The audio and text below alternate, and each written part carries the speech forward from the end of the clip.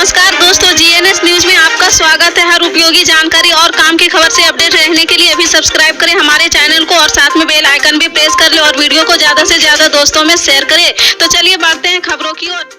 जी हां, आपको बता दें, भारतीय अंतरिक्ष अनुसंधान संगठन ने चंद्रयान 3 अंतरिक्ष यान की दूसरी कक्षा बढ़ाने की प्रक्रिया को सफलतापूर्वक पूरा कर लिया है। यहाँ मुख्यालय वाली राष्ट्रीय अंतरिक्ष एजेंसी ने सोमवार को कहा कि अंतरिक्ष यान अब 41,603 किमी 226 किमी की कक्षा में है। अगली फायरिंग मंगलवार को दोपहर 2 बजे से 3 बजे के बीच करने की योजना है। बता दें कि भारत के लिए 14 जुलाई का दिन ऐतिहासिक रहा, क्योंकि आंध्र प्रदेश के श्रीहरिकोटा स्थित सतीश धवन अंतरिक्ष केंद्र से चंद्रयान 3 की लॉन्चिंग हुई है। इसरो ने LVM-3 M4 रॉकेट के जरिए अपने तीसरे चंद्र मिशन का सफल परीक्षण किया है।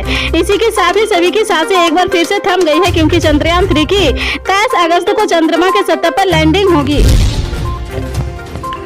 राष्ट्रीय जांच एजेंसी के उपनगरी में भाजपाइयों के कार्यकर्ता परवीन केतारू हत्याकांड में आरोपी को सरेंडर करने के लिए कहा है।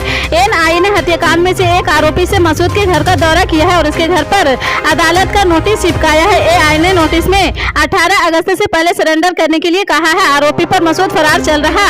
NIA अधिकारियों ने कहा कि अगर मसूद ने तय समय सीमा के भीतर अदालत में आत्मसमर्पण नहीं किया है तो उसका घर कुर्क कर लिया जाएगा।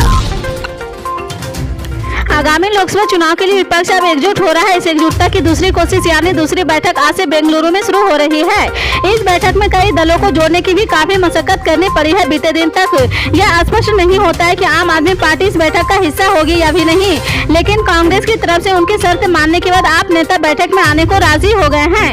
इस बैठक में शामिल होने से पहले आम आदमी पार्टी शर्त पर अड़ी थी कि कांग्रेस केंद्र सरकार द्वारा लाए गए अध्यादेश का राज्यसभा में विरोध करे। लंबे समय से कांग्रेस आपकी शर्त पर हामी भरने से बच रही थी, लेकिन बीते दिन कांग्रेस महासचिव KC वेणुगोपाल ने कहा कि केंद्र द्वारा लाए गए अध्यादेश दिल्ली में सेवाओं के पर होगा। रुख बिल्कुल स्पष्ट है, हम इसका समर्थन नहीं करने जा रहे हैं। देश के कई राज्यों में अभी भी बारिश के चलते लैंडस्लाइड और बाढ़ की खबरें सामने आ रही। पहाड़ों पर तेज बरसात में हाहाकार मचा हुआ है, तो मैदानी राज्यों में बाढ़ और जलमजाव से परेशानी कम होने का नाम नहीं ले रही। जम्मू कश्मीर और हिमाचल प्रदेश से लेकर महाराष्ट्र तक कई शहरों में आसमान से आफत बरस रही है।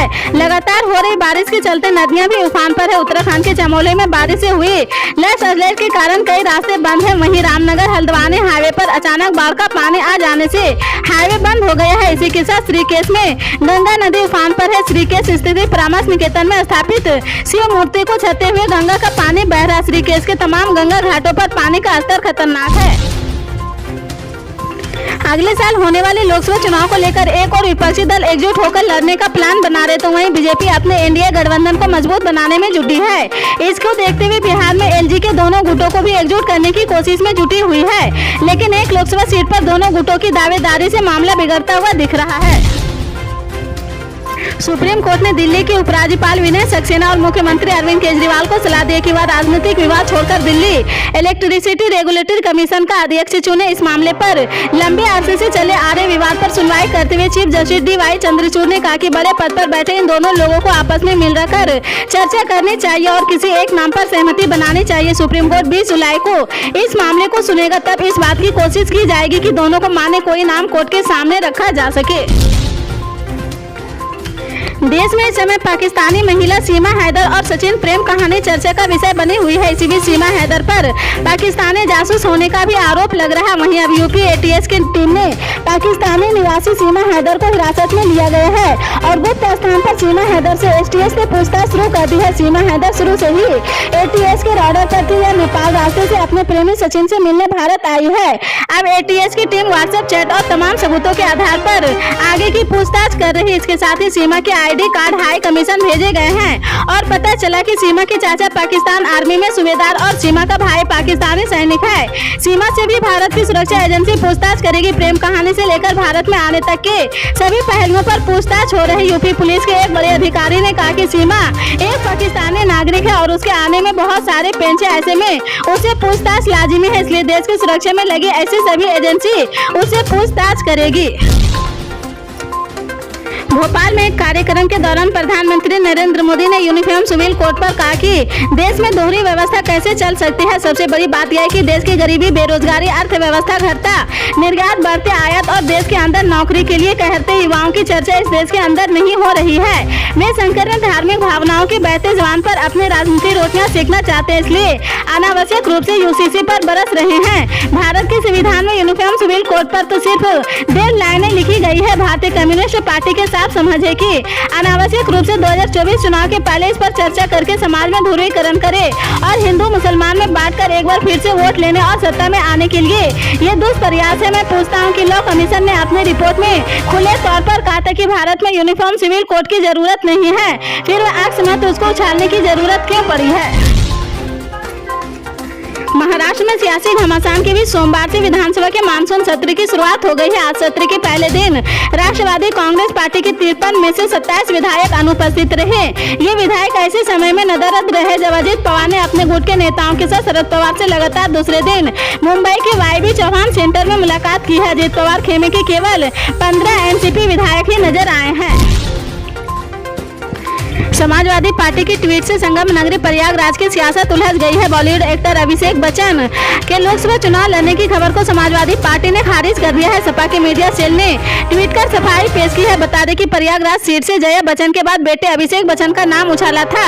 सपा नेता की तरफ से खंडन के बाद अब मीडिया सेल का भी बयान आ गया है। रविवार को किए गए ट्वीट में प्रयागराज सीट से फिलहाल बहुगुणा परिवार के किसी सदस्य को टिकट दिए जाने की बात कही गई है। बेंगलुरु में जारी विपक्षी दलों की बैठक के दौरान केंद्र में सत्ताधारी भाजपा को घेरने के लिए सभी पार्टियां एकजुट दिखी है। इसी दौरान कई मुद्दों पर सहमति बनती दिखाई दे रही है। बताया जा रहा है कि विपक्ष में सबसे बड़ा दल कांग्रेस अन्य पार्टियों की मांगों को माना गया है। हालांकि वो गठजोड़ के अध्यक्ष पद को अपने पास ही रखना चाहता है। विपक्षी पार्टियां की इस गठजोड़ का नाम यूपीए बरकरार रही है, कोई और नाम रखा जाए कांग्रेस ने बाकी विपक्षी दलों पर छोड़ दिया है। जेल में बंद मुख्तार अंसारी की बेटी उमर अंसारी को सुप्रीम कोर्ट से राहत मिली है। सुप्रीम कोर्ट ने उमर अंसारी को अग्रिम जमानत प्रदान कर दी है। सुप्रीम कोर्ट ने यूपी सरकार को भी इस मामले में नोटिस जारी किया है। उमर अंसारी ओम प्रकाश राजभर की पार्टी सुहेलदेव भारतीय समाज पार्टी से विधायक है। उमर अंसारी को 13 अप्रैल को इलाहाबाद हाई कोर्ट ने अग्रिम जमानत देने से इनकार कर दिया था। पेश मामले की FIR अगस्त 2020 को रासव अधिकारी सुरजन लाल लखनऊ के हरफगंज पुलिस स्टेशन में दर्ज कराई थी। इन FIR को खारिज करने की मांग के लिए हाईकोर्ट पहुंची थी। FIR में उमर अंसारी कथित फर्जी तरीके से संपत्ति अपने नाम कराने का आरोप है। उमर पर आपराधिक साजिश रचने का भी आरोप है। कभी कभी न्यायालय के दरवाजे पर ऐसे मामले दस्तक देते हैं जो आपको हैरानी में डाल देते हैं। जहां एक तरफ अदालत में लाखों मामले पेंडिंग हैं, वहीं अजीबोगरीब मामलों की वजह से न्यायाधीशों की नाराजगी जाहिर होना स्वाभाविक है। हाल ही में केरल के एक वकील का ऐसा ही मामला सामने आया है, जिसकी सुनवाई के दौरान सुप्रीम कोर्ट ने याचिकाकर्ता से नाराज होकर कहा कि आपने अदालत को पोस्ट ऑफिस समझ रखा है क्या।